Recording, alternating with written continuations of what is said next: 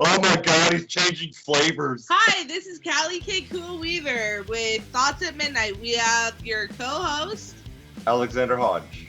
other host, Christopher Clayton. and editor. Kevin Gallinger. This is Thoughts at Midnight. We welcome you guys to our podcast. Yeah. Hello, mates. Welcome aboard. So, we've talked in the past about shadow work. And shadow work is a Jungian, if anyone's familiar with Carl Jung. He's a Swiss psychologist. And one of the things that he brings up in self-help and help is the integration of the shadow, recognizing some of our darker aspects and some of our not only darker, but it's not darker, but also some of the unwanted kind of stuffed in the shadow. Doesn't have to be dark. It's maybe creative things that we haven't really Found a purpose for. talked about. Right. Either it's been deemed either inappropriate or bad timing or whatnot, whatever. Either so to Right, bring kind of like back my development. ticks. Yeah, kind of like your tits. Okay. No, ticks. Ticks. With a single- Ticks. Oh, gotcha, man. I'm audio titties. Okay, I gotcha. My bad. So I want to start this off on a good one. So, but the integration of the shadow, and that can make for some witty conversations, of course. Yeah. I did some shadow work today, and awesome stuff. Like the universe just aligned the stars up today because I saw my old coach and teacher from back in the days and my shadowy middle school days. Ooh, we all remember middle school, right?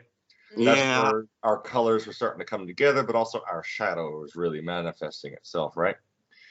And a lot from that time was where I have this psychopathic sense of competition. Like, man, like you're gonna die before me and then I'll beat you, kind of thing, right? And I met up with him, and we've been playing catch up, like we've been catching up with each other. So he's very proud and happy to see where I'm at right now, and it was a great reassurance that sometimes I'll forget, like, am I doing okay? You know, this life, am I doing okay? I'm doing good. So, yes, That Callie. into the topic that we wanted to discuss. What is it that makes us forget that our progress, our growth? Yeah, I remember. We Yeah. talked about this earlier. There are some things where we're at a certain point. Some people just forget that they're actually doing okay. You know, sometimes we seem to undervalue how we're really doing. Sometimes, and sometimes we forget. So Callie, like, well, I'm just curious, and I asked Callie this question a while back, as to what is it that makes people kind of forget their own growth, like kind of just forget seeing, like, okay, I'm actually doing okay now. Like, we're good. You know, I did this, I'm doing this, I'm doing, you know, and I'm doing okay now. I made it through that. So I think what happens is that we get comfortable. We get used to our status of growth that we have achieved, and we're not seeing any new results of it. And so we get used to what we're doing, and that sense of growth doesn't happen nearly as much until we get reminded and there's still results. So I think it's a matter of our brains getting used to what we're doing and the growth that we have achieved. Yep. Certain routines, that too. We build a tolerance to the reward systems in our own brain, it seems like. So that's pretty cool. And I noticed too, that compounded with seeing what other people are doing. You know, they keep saying, don't base your clock on somebody else's clock. You know, kind of have your own clock with your own life. Right. It's good advice, because when we see, say, somebody with a family or with kids, or they kind of have their own kind of niche going, or have their own lives together, and then we see ourselves like, oh my God, am I ever going to get there? But the reality is, no, yes and no.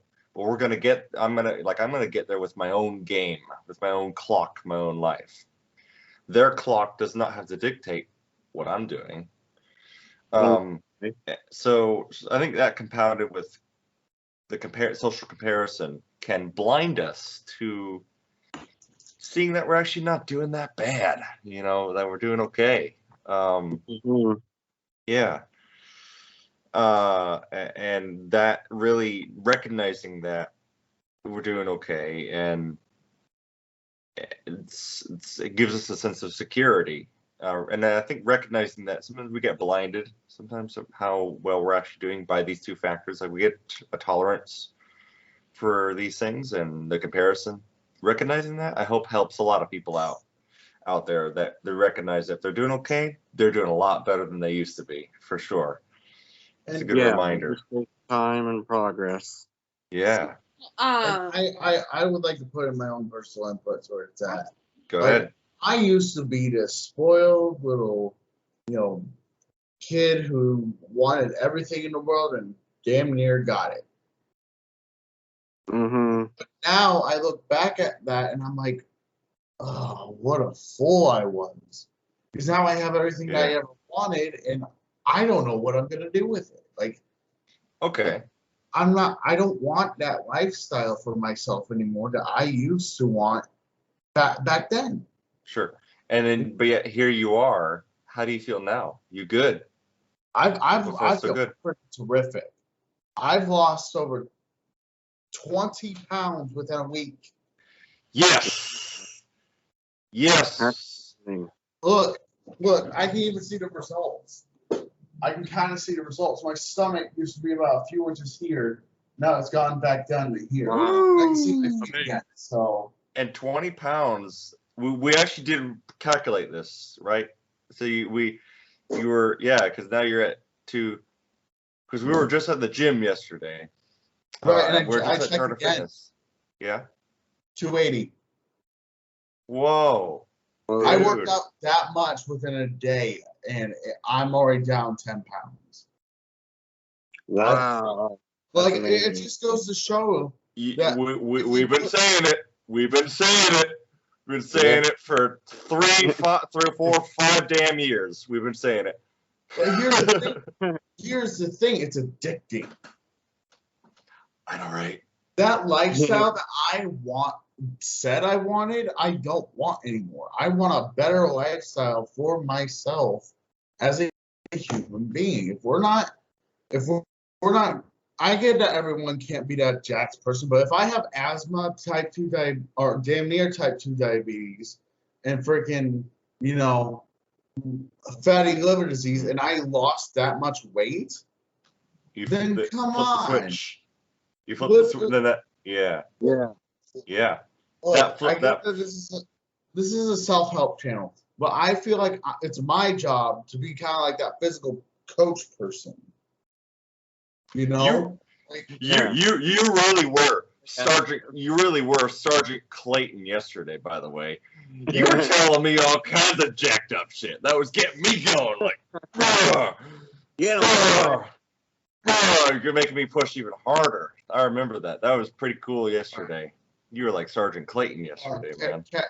Kevin wants to say something. What's up, Kevin? I said, "Get him, boy." That's what I said. Get him. So, and this is so much better than what we used to be. Like the switch has been flipped, Sometimes, like, things happen. Either we get some kind of diagnosis or physical thing that flips the switch. It's like, oh, shit. It makes us realize that, hey, this isn't a joke. This isn't a joke anymore. Like, we got to take care of this. Yeah. Yeah, so medical diseases and disorders, yeah. Yeah. My coach from, absolutely. My coach from middle school actually asked me, when was the switch flipped for me? He asked me that question, like, what changed? Like, where did you figure this out? And it was my psychosis. When I was hospitalized for psychosis is when the switch flipped, and I realized when I was at college that I got to take care of myself mentally and physically, but mostly like mentally as well. I actually have a responsibility and an obligation to myself. That's not selfishness. Hey, That's not being selfish. That is an Yeah. obligation, because then you're actually, and that's when the switch flipped for me. So Callie, what about you? Like, you had some switches that were flipped. I'll bet, like, as you as well. Mm. Because look at where you're at now, the transformation. I can see it. It's all good.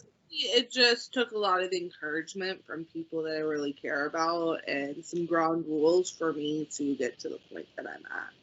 Yeah. We Good talked stuff. the other day about the fact that with some forms of anxiety, setting down specific rules can help a person not feel so anxious. I remember you mentioned that as well. You have My dad and me. a circuit that connects one to the other, like a set of rules you can live by that help. Hey guys, I'm sorry to interrupt. What's up? I'm gonna go be right back after to go take my daily dose of fiber and probiotics. So I'll be right back. There you go, supplementation. Yep. Damn Need right. more fiber in your system.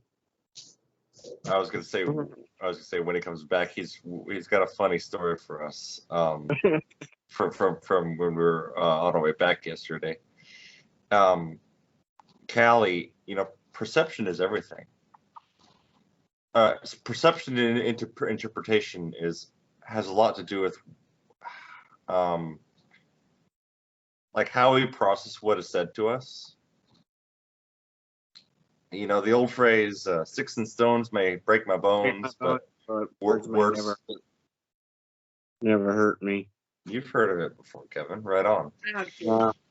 So when it comes to people's words, interpretation is everything. Either we can, Words can hurt. Yes, they can. Sure. Sometimes the truth hurts too. What about the truth? Oh yeah, the truth definitely, especially. But the thing is, what do we do? What do we do with that? Yeah, what we do with that. Yeah, what we do. Sometimes, yeah. So a little background on the conversation Alex and I had, if you don't mind me sharing. Yeah. I had an anxiety attack because he went offline for a few hours. And me and a bunch of friends were like, "Oh my God, what happened?" And so we were freaking out.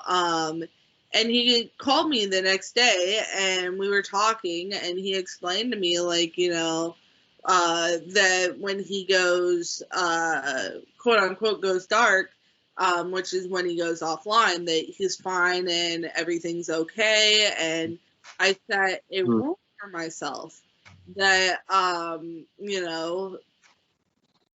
don't bug him. I don't remember exactly what the rule was. Yeah. If you remember. I can't say exactly what I remember what the rule was, because with you it was a mental rule of thumb. Yeah. That because I remember I explained that when I do go dark, like, don't take it personally. Like, don't take it like I'm ghosting you guys or anything like that. Because the thing is that when I go dark, also don't worry about me. Also, because when I'm detached from the internet and my phone, I am laser focused on one second, Callie. That's because I am laser focused on my purpose. I am in a very good spot. Like, if I'm not on this so much, I'm distracted all the time. I am in Zen, and I'm in like laser focus mode with my life, and I'm doing what I love doing. So if I'm not answering, that's what that means, and that hopefully was reassurance that you guys don't get anxious about. Yeah, always good to know. I remember what the rule was. Don't freak out unless I know something happened. Mm-hmm. If I don't know, assume everything's okay. Yep, for the most. Because I would let you know if something was wrong. Yeah. I would let you'd find out. So that brings me into the point of, like, diving a little deeper into that conversation we had, because I feel like this is something that people should hear, is we were talking about how anxiety and how there's some people who, even though they see, the even though the evidence is clear. Yeah. evidence, but they don't listen to it.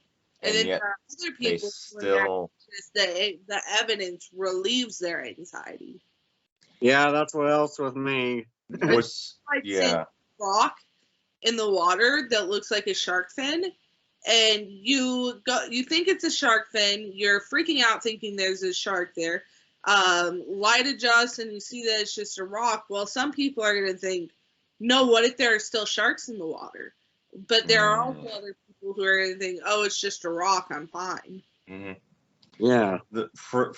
Sometimes the people that, even though the evidence that it is a rock, and yet they're still, even though they know it's safe, and then they still, even yet, still get that. Still, and then they're like, don't go. That personally, that bugs me, because I'm a realist. So something is reality where it's okay, and yet they're still pushing it. That bugs me sometimes. Like, okay, even though it's there, I'll walk away. I'll let you handle it. And it's not that I'm neglect. It's sometimes it's viewed as neglect, but it's like, I don't have to hang around that, right? Even though otherwise you're gonna make me anxious, Yeah. That's gonna translate, even though the evidence is clear that we're good. Now if there was something bad. But I get the whole anxiety as a disorder, because it's an alarm system in the brain, the chemistry that is causing alarms that are continually alarm. Think way too far ahead into the future, really, all the time. That's the bad part about me. Oh, you do that? So that's how bad my anxiety is. I used to think about the future so much that sometimes I actually would see some parts of the future. It was really crazy. I have a solution to that. Shrink your temporal horizons. Like, literally, and it depends on how well you're doing. So if you're going to hell in a handbasket, you're not doing well. You didn't sleep well.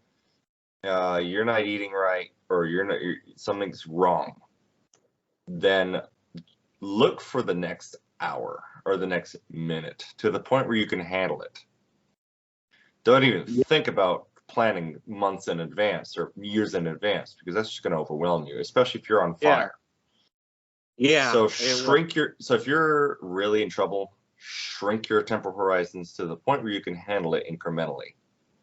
Just have the next best minute that you can get, the next best hour that you can get.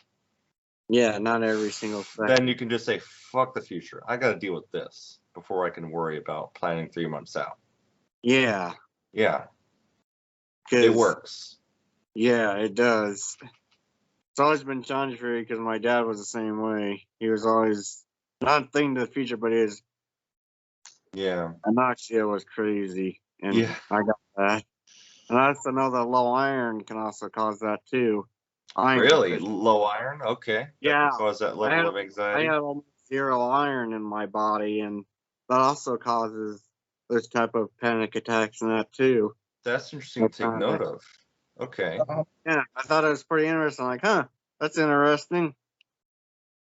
Because eat more cereal with a high iron count in it. Yeah. Have you guys ever done that magnet test where you put you crush cereal up and you put a magnet up into the jar and you see the little iron shards come out of it? Yes, I have. That's so cool. I guess the solution, in anti-anxiety, just eat more iron-rich foods. It's a good solution right there. So, this brings me to the topic. I was listening to a podcast called Real Unicorns Don't Wear Pants. And she had been talking about a few different topics that I wanted to mention here, Alex. Yeah. So, for example, size matters. Yes, she talked about a little stuff. A little bit about the size of our pool and penis. No, Being compatible with the depth of said pussy. Okay, I'm just putting that out there. but so basically, what it boils down to is the size of audience. We don't need 50,000 followers, or subscribers. What we need is loyal audience.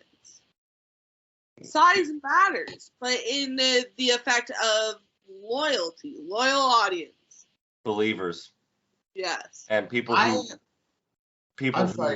are offering their time and attention to listen and act upon it as well. Yes. Exactly. See, that's why in companies and entrepreneurships, that's why they say hire believers, but they hire slowly, but fire quickly. Yep. So that's why they always say hire believers. Don't just hire a resume or a count of numbers of people. Hire believers. As far as like when you're starting up your own thing, but also I think that's true with our friends too, people that we talk to. And that comes back actually to a Bible verse. Don't cast pearls before swine. You know, it's who you share your treasures with and who you cast your words to. It depends on the audience that is actually willing to open up and listen. And like I could talk all day about aviation to somebody who is a fellow aviation enthusiast. But if I'm talking to some Granger mom about aviation, well, I might as well just be talking up a tree because those words are gonna get slapped aside and passed along. It's gonna get rejected. Then I've just wasted my time with this person. You know? So casting pearls that don't get that get discarded before swine. I stop talking. I'll shut up. I'll like pull back. Watch them, and then they'll tell you what they're up to. So like Callie, it depends on the audience. Size matters in that regard.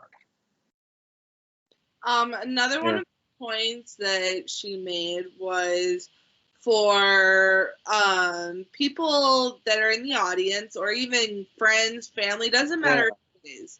For the people who are being hateful, mean, rejecting you, I'm gonna go over here.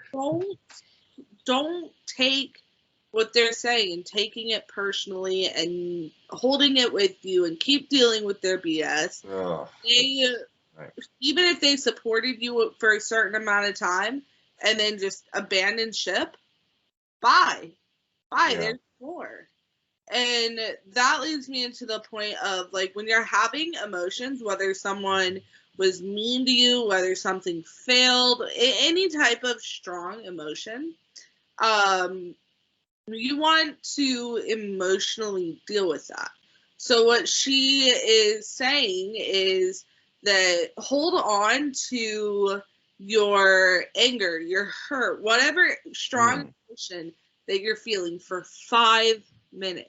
Feel it as strongly as you can throughout your whole body. Let it eat you away for 5 minutes. And after 5 minutes, you're going to be able to... One second. Separate, the damaging part of that versus the good part of it. Learn from it. Work on it. Let it eat you up for 5 minutes and then move on. That makes sense because then you're properly dealing. You're facing the emotion head on in a non-scared way. You're actually dealing with it. Yeah, you're not. This is true, and this is true especially with the big things that happen. Say a family member or a pet or something passes away. Feel those things fully because otherwise you're not really dealing with it then, right? Now, when it comes to anger and some, the ability to separate behavior from emotion, that's where the detachment has to happen because there's some people in the world that can't do that.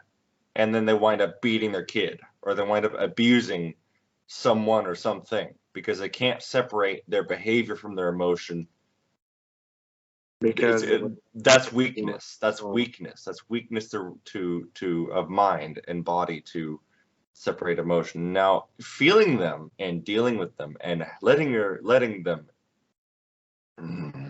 for 5 minutes, you're dealing with them then, right? But In fact, just today, I had to do that today because I had to I'm not going to mention what it is, and don't share it for those of you that might know.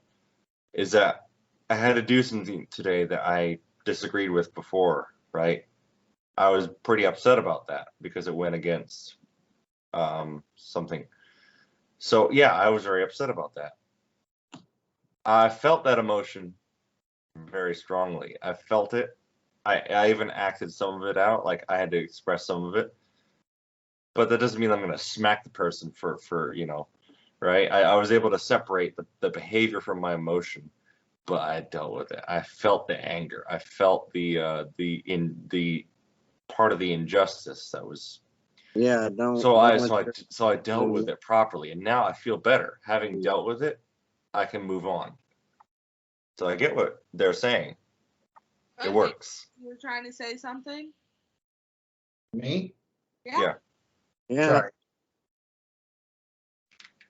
Okay, so I completely disagree with that sentiment. Yes, it may work for some people, but this kind of leads into my point of the criminal minded attachment. Some people need to detach Mhm. from a certain situation before it escalates into criminal behavior. Mhm. And Separating the emotion from the behavior. Yep. but Otherwise, that's the whole thing. otherwise it gets to a point where they can't separate it anymore, and they will lash out. Yeah. Exactly. Yeah. That's the whole point. Some people will just hold in that anger, hold in that regret, guilt, whatever you're feeling that relates to the word anger. After 5 minutes, you let it go. You have to be intent on letting it go. Some people Yeah, can't, but it Yeah. just depends on the person. Right. Right. Can And we move on? I think one of the solutions to that is occupation.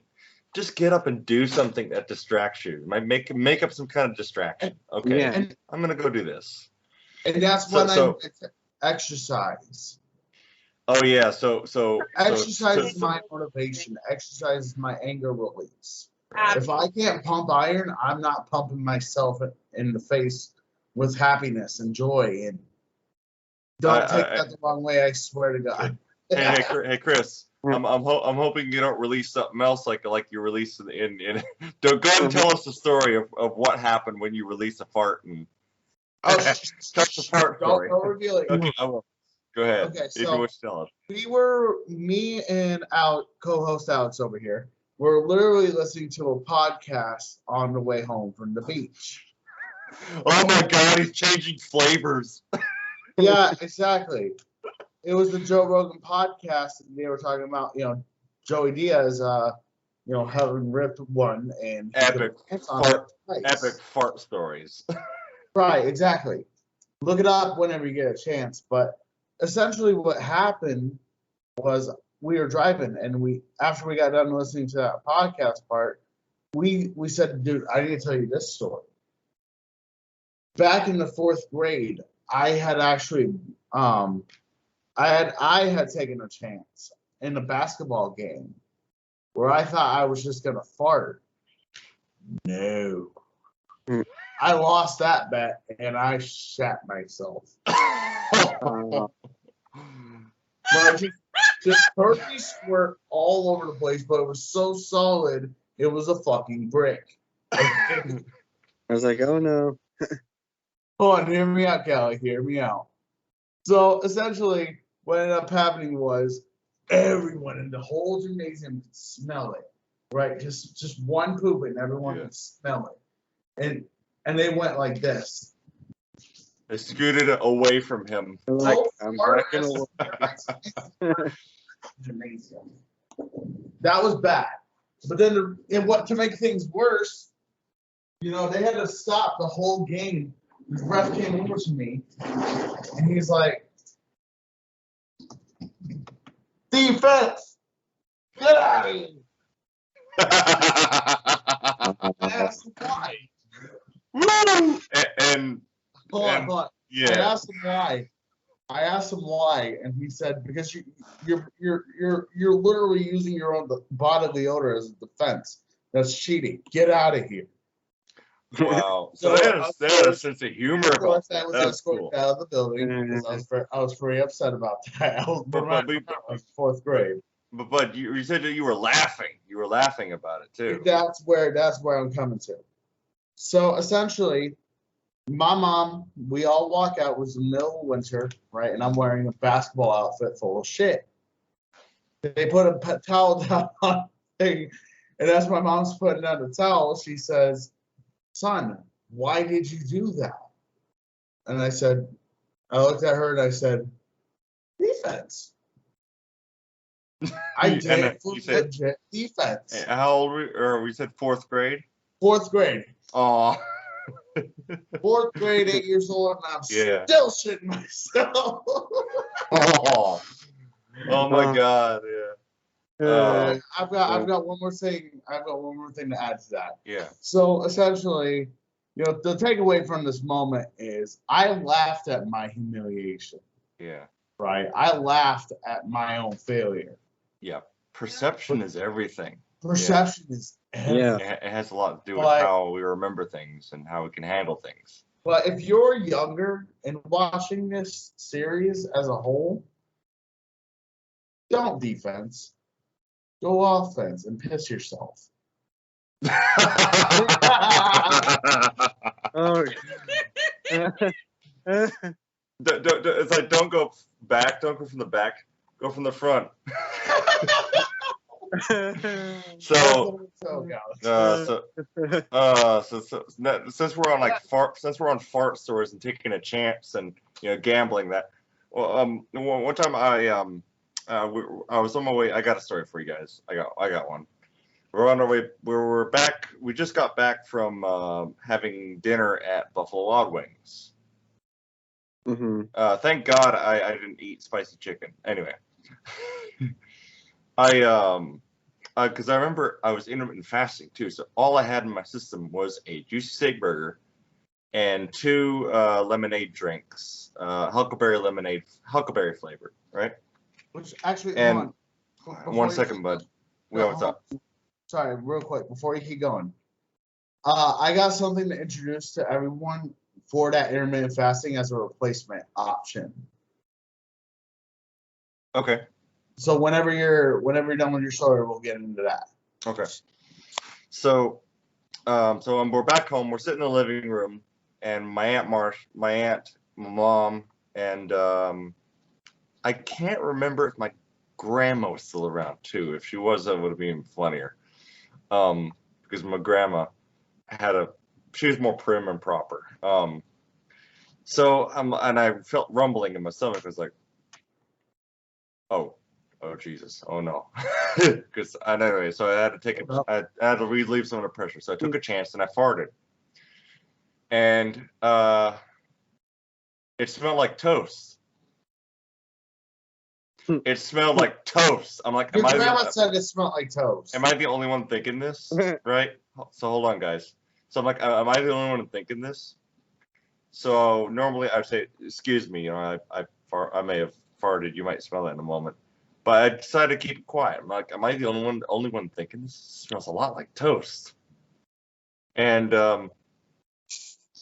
my mom gets up to go to the living room. My aunt calls over to my mom. Hey, were you cooking toast earlier?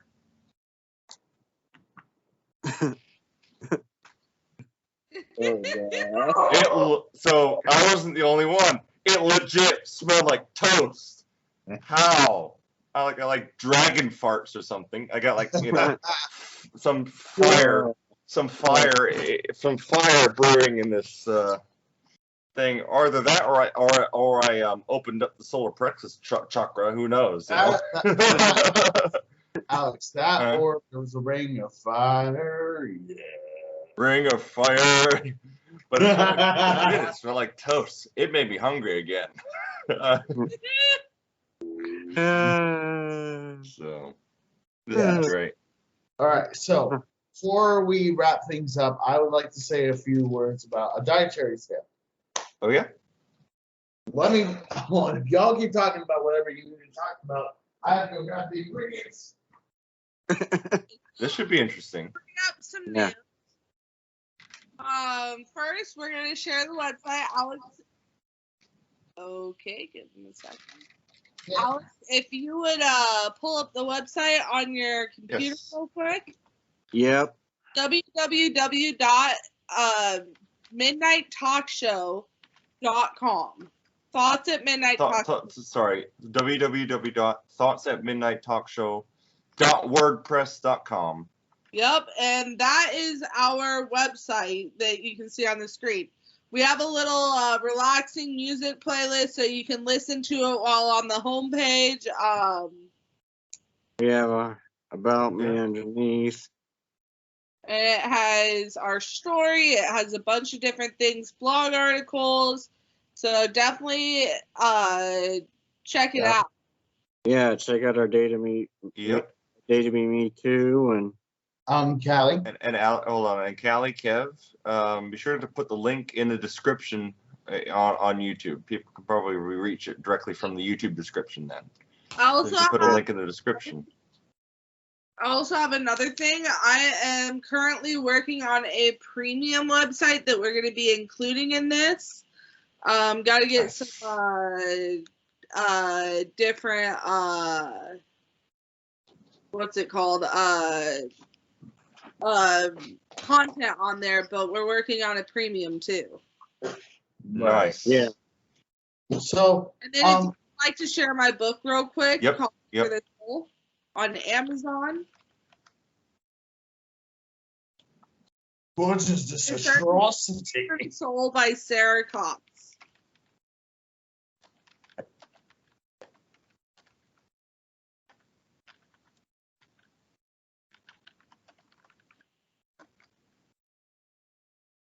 And there's my book.